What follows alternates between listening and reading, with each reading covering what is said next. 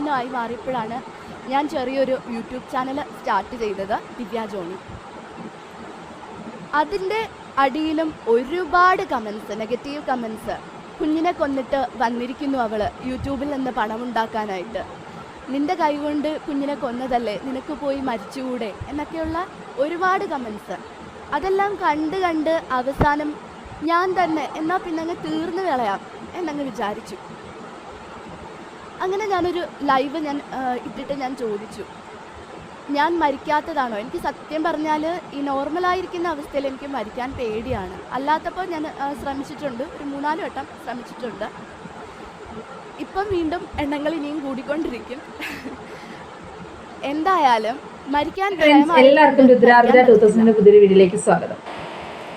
നമ്മളെല്ലാം ഞെട്ടിച്ചുകൊണ്ട്, നിങ്ങൾക്കെല്ലാം അറിയാവുന്ന വ്യക്തിയായിരിക്കണം. നമ്മുടെ ഒരു 3-4 വർഷങ്ങൾക്ക് മുമ്പ്, 4 വർഷങ്ങൾക്ക് മുമ്പ് സ്വന്തം കുഞ്ഞിനെ ശ്വാസം മുട്ടിച്ചു കൊന്ന ഒരു അമ്മ കൊല്ലം ജില്ലയിലെ കുണ്ട്രയിൽ, എല്ലാവർക്കും അറിയാവുന്ന കുട്ടിയായിരിക്കും, ദിവ്യ ജോണി എന്ന് പറയുന്നൊരു കുട്ടി.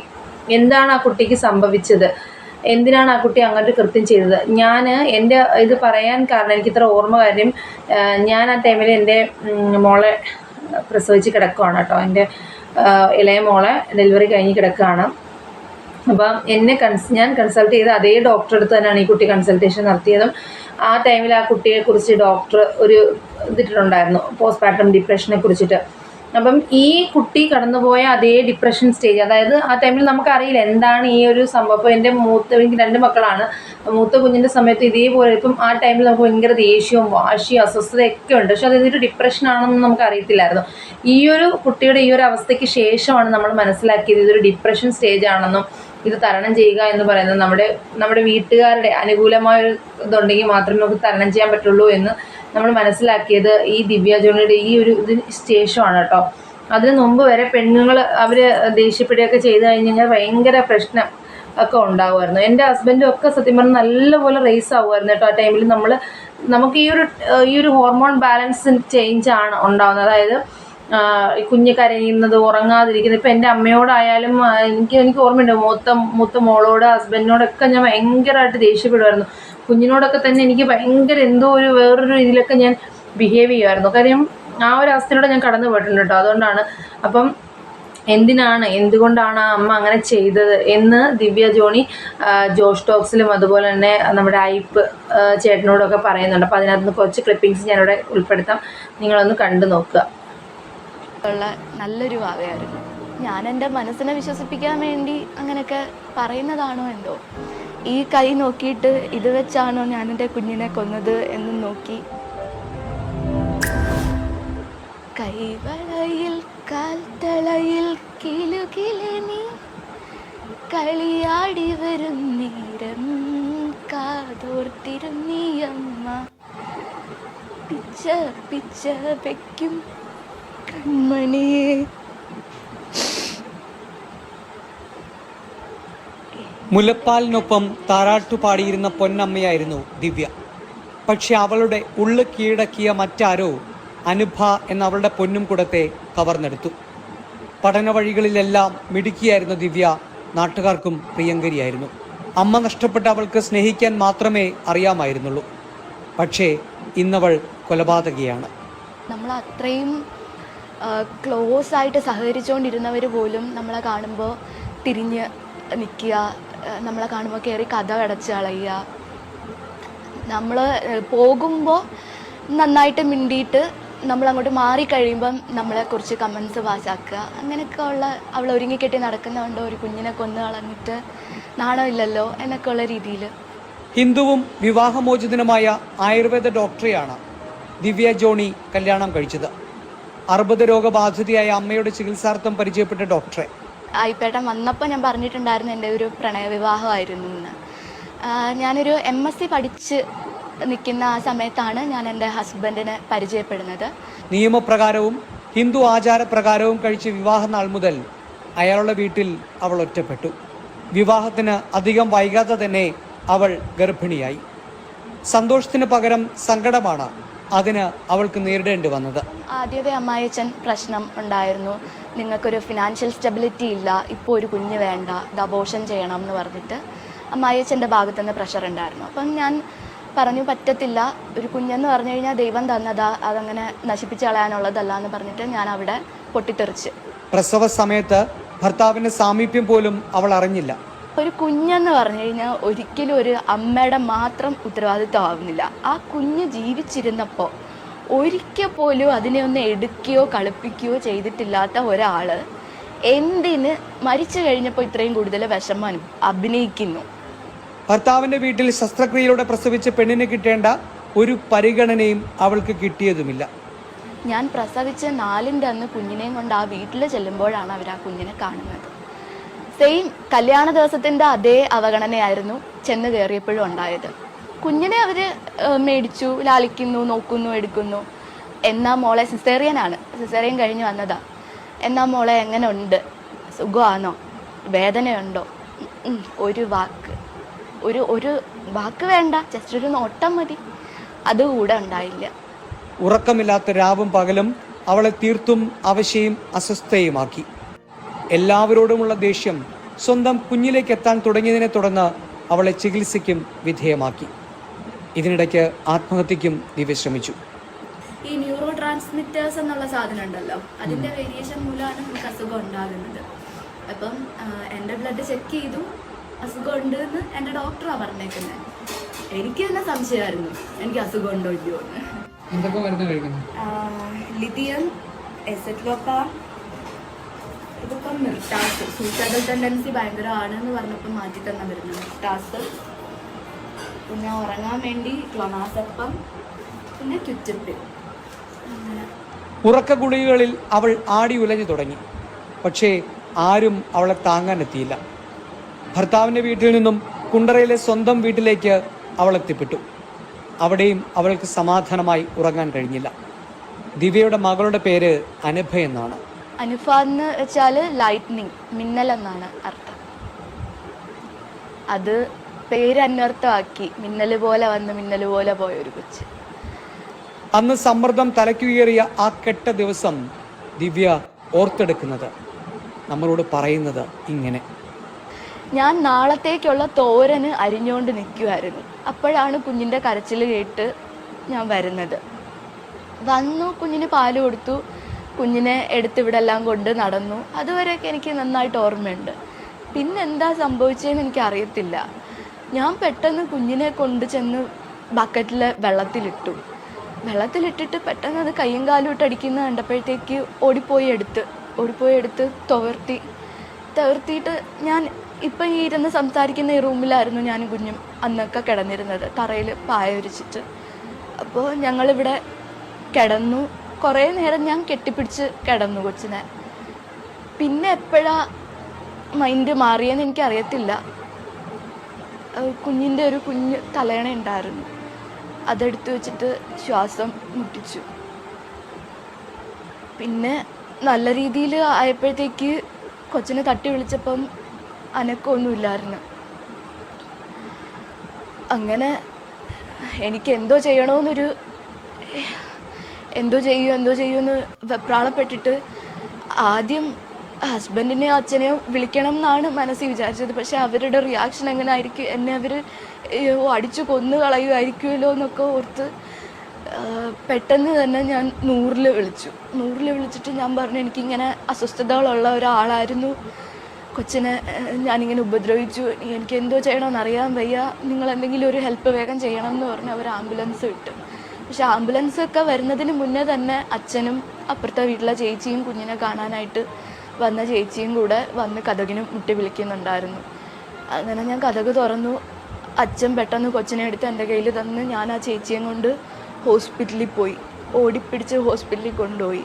അന്നാണ് ഞാൻ അവസാനമായിട്ട് എൻ്റെ കുഞ്ഞിനെ കാണുന്നത്. അപ്പോൾ അവിടെ ഇരിക്കുമ്പോഴും ഞാൻ ചോദിക്കുന്നത്, കൊച്ചിനെന്തെങ്കിലും സംഭവിച്ചോ, കൊച്ചിനെന്തെങ്കിലും പറ്റിയോ എന്നാണ്. പക്ഷേ ആദ്യമൊന്നും പറഞ്ഞില്ല. പിന്നെ കുറച്ച് നേരം കഴിഞ്ഞപ്പം ഒരു പോലീസുകാരി എൻ്റെ അടുത്ത് ചോദിച്ചു, ഇയാൾ എന്തിനാ കൊച്ചിനെ അങ്ങനെ ചെയ്തേ? ഞാൻ പറഞ്ഞു, കൊച്ചിനെ കൊല്ലാൻ വേണ്ടിയിട്ട് ചെയ്തയാ. എന്നാൽ കൊച്ച് ചത്തുപോയി എന്നും പറഞ്ഞ് അവർ പിന്നെ കുഞ്ഞിനെ കാണാനോ ഒന്നും സമ്മതിച്ചില്ല. ഇനി അമ്മയാകുമോ ദിവ്യ? ഞാൻ ചോദിച്ചു. അതിന് കൃത്യമായ ഉത്തരം അവൾക്ക് പറയാനുണ്ടായിരുന്നു. ഇനിയൊരു കുഞ്ഞെന്ന് പറയാൻ എനിക്ക് പേടിയാണ് സത്യം പറഞ്ഞു കഴിഞ്ഞാൽ. ഇനിയൊരു മോനോ മോളോ ഉണ്ടായാൽ ഞാൻ അതിനെ എന്തെങ്കിലും ചെയ്തു പോയാലോ എന്നുള്ളൊരു ഭയം എനിക്കുണ്ട്. അതുകൊണ്ട് ഇനി ഒറ്റയായിട്ട് അങ്ങോട്ട് മുമ്പോട്ട് പോകാൻ വേണ്ടിയിട്ടാണ് തീരുമാനിച്ചേക്കുന്നത്. കല്യാണവും വേണ്ട, ഒന്നും വേണ്ട.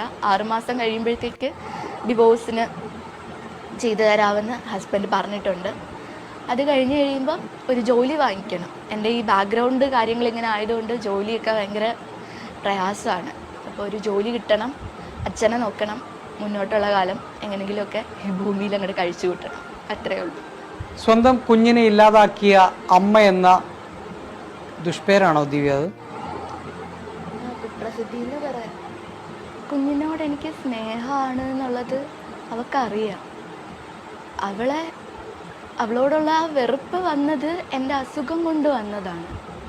അപ്പം ആ കുഞ്ഞിനെ ഞാൻ സ്നേഹിച്ചിരുന്നത് അതിന് മനസ്സിലായിട്ടുണ്ടാവുമല്ലോ. അപ്പം അതിനറിയാൻ പറ്റും. അതിനെ ഞാൻ മനഃപൂർവ്വം ഒന്നും ഹേർട്ട് ചെയ്തില്ല എന്നുള്ളത്. ആ അമ്മയ്ക്ക് പറയാനുള്ളത് ഇത്രയാണ്. അത് അറിഞ്ഞുകൊണ്ട് ചെയ്തൊരു സംഭവമല്ല ആ ഒരു കുട്ടിക്ക് കിട്ടിയ. അപ്പം 2ാം വിവാഹമാണ്. ആ പയ്യൻ വേറൊരു വിവാഹം കഴിച്ചാണ്. ഡോക്ടറാണ്, ആയുർവേദ ഡോക്ടറാണ്. ആ ഹിന്ദുവാണ്. ഈ കുട്ടി ക്രിസ്ത്യനാണ്. ഹിന്ദു മതാചാരപ്രകാരം കല്യാണം കഴിച്ചുകൊണ്ട് ചിലപ്പോൾ ആ വീട്ടിൽ അവഗണന ഉണ്ടായി. അത് കഴിഞ്ഞ് പ്രഗ്നൻ്റ് ആയി. കുഞ്ഞിനെ സിസേറിയനായിരുന്നു. 4 ദിവസം കഴിഞ്ഞ് അവിടെ ചെന്നപ്പോൾ കുഞ്ഞിനെ വേണം, ഇവർക്ക് ആ കുട്ടിയെ വേണ്ട.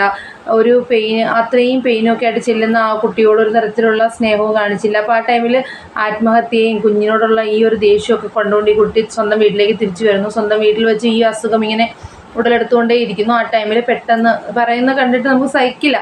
ഒരിക്കലും ഒരു പ്രസവ വേദന അറിഞ്ഞ ഒരു അമ്മ എനിക്ക് തോന്നില്ല. ഇപ്പം ഞാൻ 2 മക്കളുടെ അമ്മയാണ്. ഒരു മുള്ളു കൊണ്ടുപോലും കുഞ്ഞുങ്ങളെ നോവിക്കണമെന്ന് ആഗ്രഹിക്കുന്ന അമ്മയല്ല. പക്ഷേ ആ ഒരു ടൈമിൽ അങ്ങനെ ചെയ്യണമെങ്കിൽ പറയുമ്പോൾ ആ കുട്ടിയുടെ കണ്ണ് നിറയുന്നുണ്ട്. അപ്പം പറയാൻ പോലും പറ്റുന്നില്ല. അപ്പോൾ അത് മനഃപൂർവ്വം ഒരിക്കലും അങ്ങനെ ചെയ്തതല്ല. ആ ഒരു സ്റ്റേജാണ്. പക്ഷേ അതിനൊരുപാട് സൈബർ ആക്രമണം നേരിടേണ്ടി വന്നു കേട്ടോ.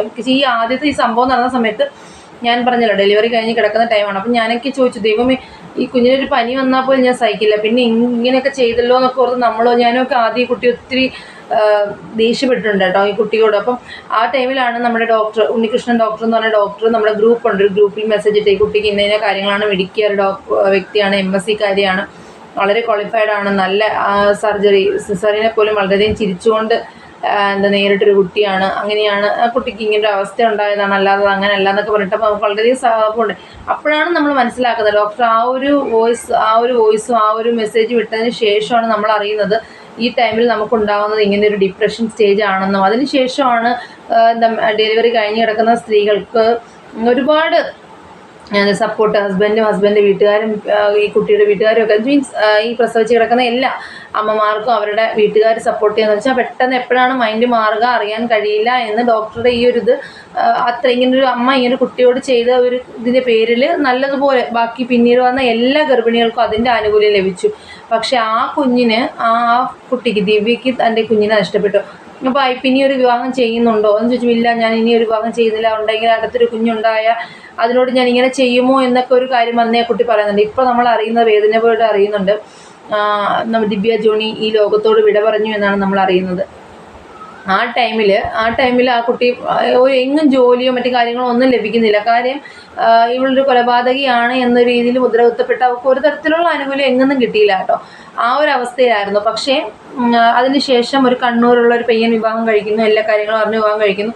ഇപ്പോൾ അറിയാൻ സാധിച്ചത് അത് പ്രഗ്നൻ്റ് ആയിരുന്നു എന്നോ ആ സമയത്ത് അത് ആത്മഹത്യക്ക് ശ്രമിച്ചു എന്നോ ആത്മഹത്യ ചെയ്തു എന്നാണ് അറിയാൻ സാധിക്കുന്നത്. കാര്യം ചിലപ്പം ഡെലിവറി കഴിഞ്ഞാൽ വീണ്ടും ആ കുഞ്ഞിനോട് ഇങ്ങനെ ആയിരിക്കുമോ പെരുമാറുന്നതെന്നുള്ള ഒരു ഭയം കൊണ്ടായിരിക്കണം അങ്ങനെ ചെയ്തത്. ഇപ്പോൾ ആ കുട്ടിക്ക് നേരെ വന്ന കമൻറ്റുകൾ വളരെ ദുഃഖകരമാണ്. കാര്യം ഞാൻ അത് കണ്ടിട്ടാണ് കേട്ടോ ഈ ഒരു വീഡിയോ ചെയ്യാൻ തീരുമാനിച്ചത്. ഇനിയെങ്കിലും മരിച്ചു മണ്ണോടഴിഞ്ഞു, ഇനിയെങ്കിലും അതിനെ വെറുതെ വിടുക. അതിൻ്റെ അവസ്ഥ അതിന് മാത്രമേ മനസ്സിലാക്കാൻ സാധിക്കുള്ളൂ. ആരും അറിഞ്ഞുകൊണ്ടൊന്നും ഇങ്ങനെ ചെയ്യുമെന്ന് എനിക്ക് തോന്നുന്നില്ല. പിന്നെ അങ്ങനെ ചെയ്യുന്നവരില്ല എന്നല്ല, അങ്ങനെ ചെയ്യുന്ന സ്ത്രീകളുണ്ട്, സ്വന്തം സുഖത്തിന് വേണ്ടി മക്കളെയൊക്കെ ഉപേക്ഷിച്ചിട്ട് പോയത്. അങ്ങനെയൊന്നും അല്ല, വളരെയധികം കഷ്ടപ്പാടിലൂടെ വളർന്നു വന്ന കുട്ടിയാണ്. അതിൻ്റെ അമ്മയ്ക്ക് ഈ ഒരു ഡിപ്രഷൻ സ്റ്റേജ് ഉണ്ടായിരുന്നു.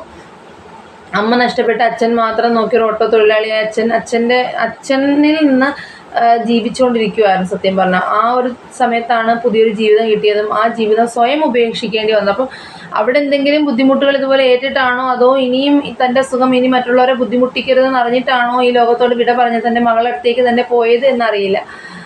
പക്ഷേ വളരെയധികം വേദനയുണ്ട്. ഇനിയെങ്കിലും ആ കുട്ടിയെ വെറുതെ വിടുക, അതിനെ ഇങ്ങനെ അപമാനിക്കാതിരിക്കുക. കാര്യം അത് ചെയ്തു പോയ അതിൻ്റെ പേരിൽ മനഃപൂർവ്വമല്ല എന്ന് ആണയിട്ട് പറഞ്ഞിട്ടോ ആരും അതിനെ വെറുതെ വിടുന്നില്ലല്ലോ എന്ന് ഓർക്കുമ്പോൾ ഒരു വേദനയുണ്ട്. കാര്യം ഈ ഒരു സ്റ്റേജിലൂടെ സെയിം കടന്നുപോയ വ്യക്തിയാണ്. കാര്യം എൻ്റെ ഹസ്ബൻഡോ വീട്ടുകാരോ എനിക്ക് സപ്പോർട്ട് തരാതിരുന്നിട്ടല്ല ഞാൻ അങ്ങനെ ചെയ്തത്. എത്ര സപ്പോർട്ട് കിട്ടിയാലും നമുക്ക് ആ സമയത്ത് ഉണ്ടാകുന്ന ഒരു ഹോർമോൺ ഇംബാലൻസ് എന്ന് പറഞ്ഞു കഴിഞ്ഞാൽ ഭയങ്കര ഇതാണ് കേട്ടോ. ആ ഡിപ്രഷൻ എന്ന് പറഞ്ഞു കഴിഞ്ഞാൽ അത് അനുഭവിച്ചവർക്ക് അറിയാൻ പറ്റും. എനിക്കൊന്നും ഇപ്പം ഒരു 99% സ്ത്രീകൾക്കും അതിപ്പോൾ മനസ്സിലാവും ഈ ഒരു കേസിന് ശേഷം.